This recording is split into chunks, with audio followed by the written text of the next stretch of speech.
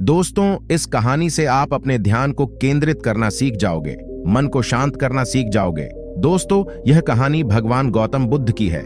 इस कहानी को ध्यान से पूरी सुनना। बुद्ध कहते हैं, आप तब तक उस मार्ग पर नहीं चल सकते जब तक आप खुद वह मार्ग नहीं बन जाते। लोग सवाल पूछते हैं, मेरा मन नहीं लग रहा, मैं क्या करूं?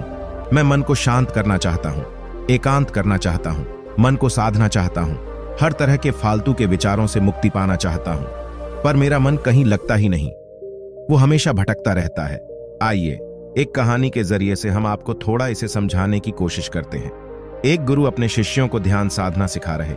तभी एक शिष्य बोला, हे गुरुवर, मैं कुछ समझ नहीं पा रहा, क्या मैं आपसे कुछ पूछ सकता हूं? गुरुजी ने कहा, बिल्कुल पूछ सकते हो। शिष्य ने कहा, जैसे मैं पानी पीता हूं तो मेरी प्यास बुझ जाती है, या कोई भी पानी पीता है तो उसकी प्यास बुझ जाती है, तो यह ध्यान के संबंध में ऐसा क्यों नहीं होता? जब हम आपके कहे अनुसार एक जैसा ध्यान करते हैं तो हम में से कोई पहले तो कोई बात में तो कोई कभी भी ध्यान की स्थिति को प्राप्त कर ही नहीं पाता। ऐसा क्यों होता है? जैसे पानी से सबकी प्यास बुझ जाती है, वैसे ही ध्यान से सबके ज्ञान चक्षु खुल जाने चाहिए, पर ऐसा नहीं होता है। गुरुजी ने कहा, कल किसी ने भोजन पर हमें आमंत्रित किया है, कल तुम मेरे साथ चलना, मैं तुम्हारे प्रश्नों के उत्तर वही दूंगा। अगले दिन दोनों गुरु शिष्य भोजन के लिए एक धनी व्यक्ति के घर पहुंचे। धनी व्यक्ति की पत्नी ने उन्हें भोजन पर बुलाया था। दोनों भोजन करने बैठ जाते हैं। उन्हीं के साथ उस स्त्री का पति भी भोजन करने बैठा हुआ था। उसने अपने सभी नौकरों पर चिल्लाकर कहा, यह क्या बेकार सा भोजन बना रखा है, इसमें कोई स्वाद नहीं है। वह भोजन की थाली फेंककर नौकरों से कहता है कि जाओ, दोबारा ढंग का भोजन बनाकर लाओ। धनी व्यक्ति की पत्नी उन दोनों गुरु शिष्य से क्षमा मांगकर उन्हें भोजन परोसने लगे। दोनों ने भोजन किया। गुरु ने अपनी थाली में 2 रोटी छोड़ दी।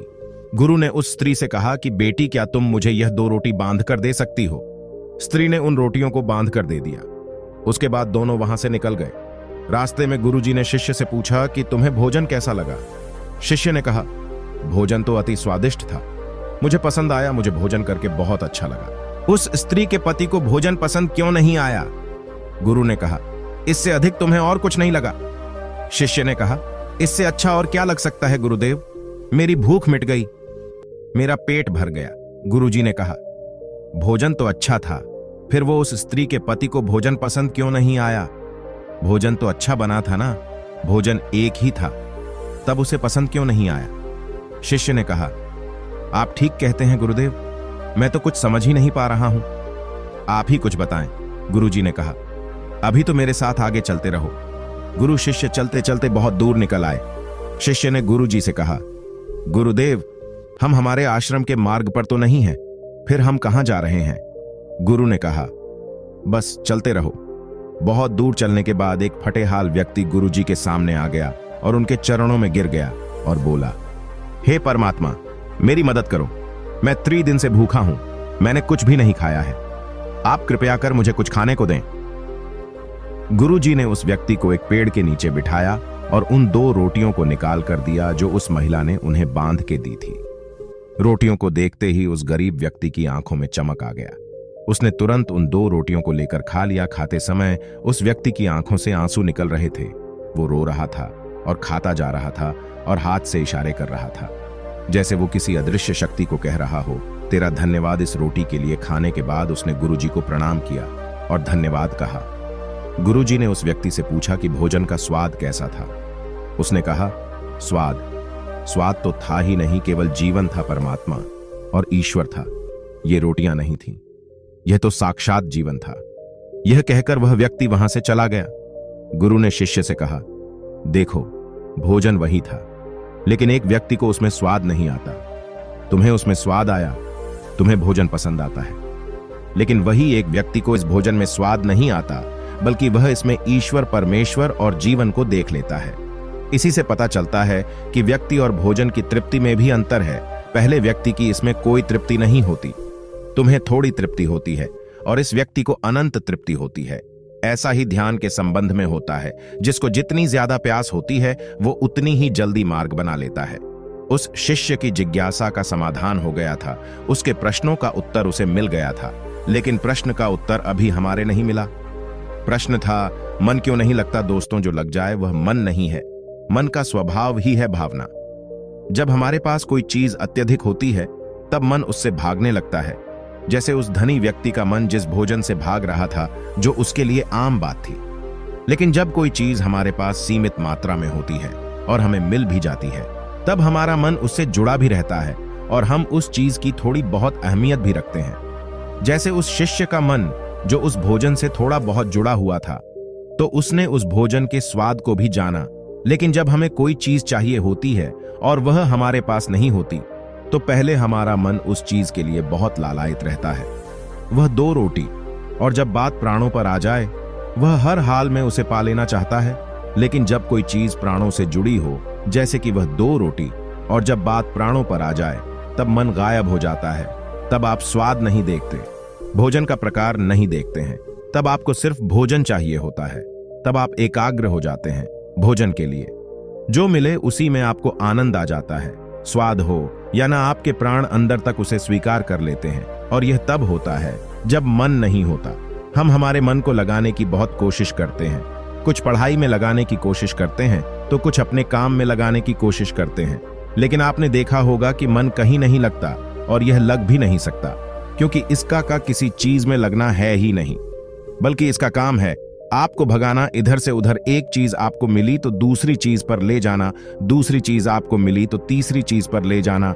मन संतुष्टि को नहीं जानता, वह केवल पाना जानता है। पाने के बाद भूल जाना जानता है। जो मिल गया उसे छोड़ देने की आदत होती है, जो छूट गया उसे फिर से पा लेने की आदत मन की होती है। अपनी जिंदगी के पिछले हिस्से को देखें और जानें कि क्या आपका मन कहीं लगा है, कहीं रुका है, जब वह केवल आपको अभी तक भगा रहा है। अब सवाल आता है कि अगर मन का काम भागना या फिर भगाना ही है तो क्या जिंदगी भर हम भागते ही रहेंगे? क्या हम कहीं रुकेंगे नहीं? जन्म से लेकर मृत्यु तक इंसान भागता ही रहता है। ध्यान से देखो तो जिंदगी ऐसी ही है। जन्म से लेकर मृत्यु तक इंसान भागता ही रहता है, कभी किसी चीज के पीछे तो कभी किसी दूसरी चीज के पीछे। लेकिन फिर भी कुछ इंसान अपवाद हो जाते हैं, फिर वह रुक जाते हैं, भागना बंद कर देते हैं।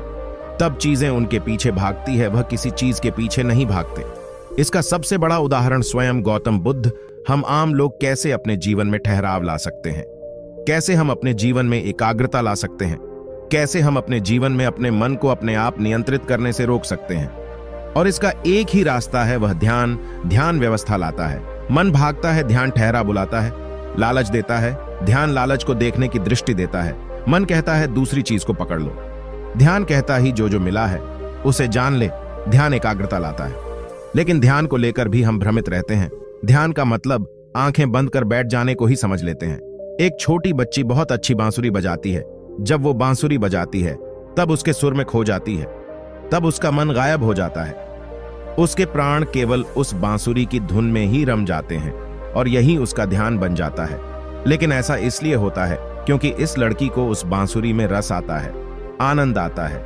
यही उसकी प्रकृति है। वो वही कर रही है जो वो हो सकती है। एक अध्यापक है, जब वो अपने छात्रों को पढ़ाता है तो उसमें खो जाता है। वो अपने प्राणों से उस पढ़ाने का आनंद लेता है, उसमें रुचि है, उससे यही उसकी प्रकृति है। जब वो पढ़ा रहा होता है तब उसके मन में कोई हलचल नहीं होती। वह तब ना तो भूतकाल की बात सोचता है ना भविष्यकाल की, वो केवल वर्तमान के क्षण में ही रहता है।